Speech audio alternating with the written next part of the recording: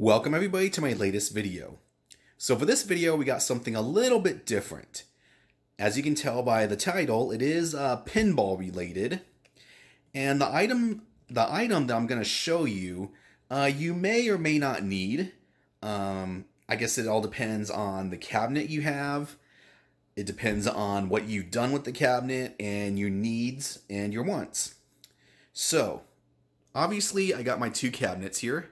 I got my Jersey Jack Pinball Pirates of the Caribbean and my Stern Deadpool. Now, one of the things I did for both cabinets is I installed GameBlades.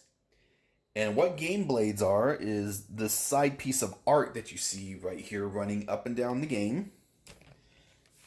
Here's the other one.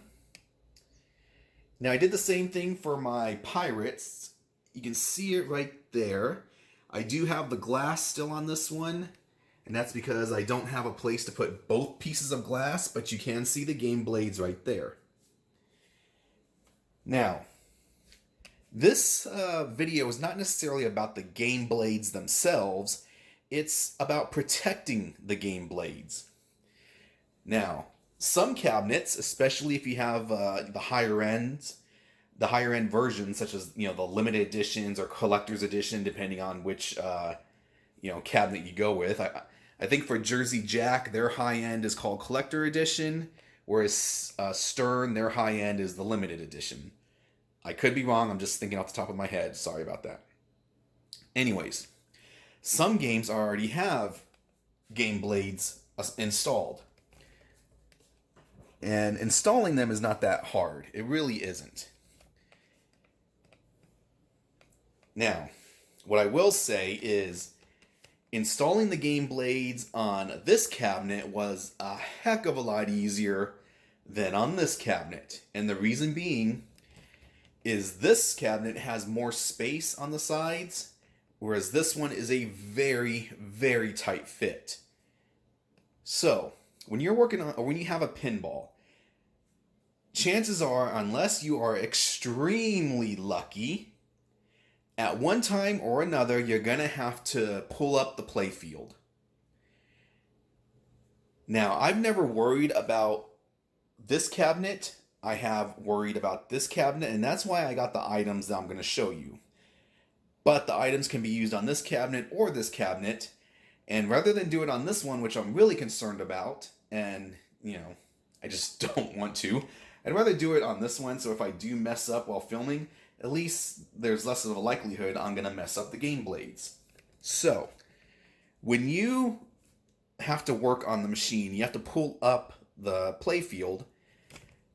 If you're not careful, especially on your JJP machine, you have the potential for damaging the GameBlades. And that comes from the play cabinet itself rubbing up against it, as well as some metal, not bracket. Let me just go ahead and show you. One moment. Alright, so here we are. I got my playfield up just a little bit. And if you look right here, right there, you see that? See that little metal roller? And you can also see the playfield, the little brown. That's the playfield right there. And you can see how close it is to the GameBlades. So it's really, really close. Hard to see on this side, in case you were wondering. That right there, that's the rail in which your playfield rests on top of. Try and focus. That right there is the roller. Of course, the playfield, which I just mentioned. But you see how close it is to the side? Well, believe it or not, on the Pirates of the Caribbean cabinet, it's even closer. So, let me just go ahead and put the playfield back in. Give me 1 second. Alright, so if you have to lift up your playfield and you're worried about damaging your GameBlades, how are you going to protect them? Well, with these.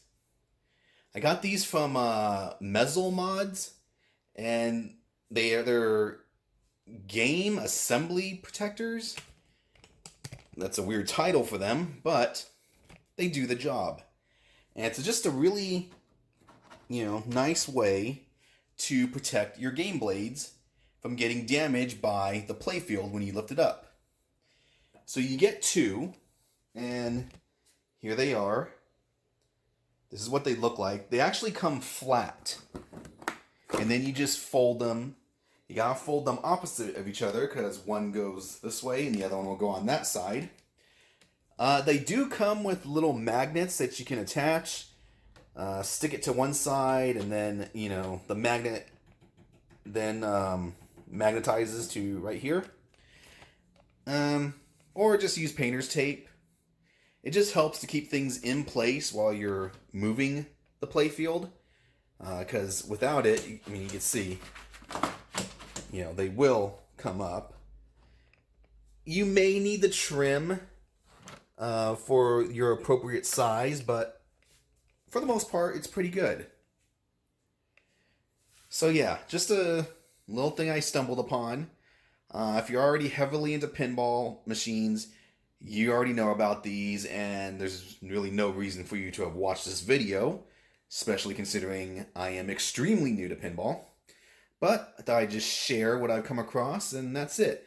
These cost $35. You get two of them, one for each side, as well as 6 little magnets. You can see right there. 1, 2, 3. You can place them wherever you want. Actually, I don't think the magnets work too well, so I guess I could use painter's tape if I needed to, but I've used them without the magnets as well. No issues. At least not for me. So, there you are. If you have any questions, let me know. Until next time. That's it, man. Game over, man. It's game over.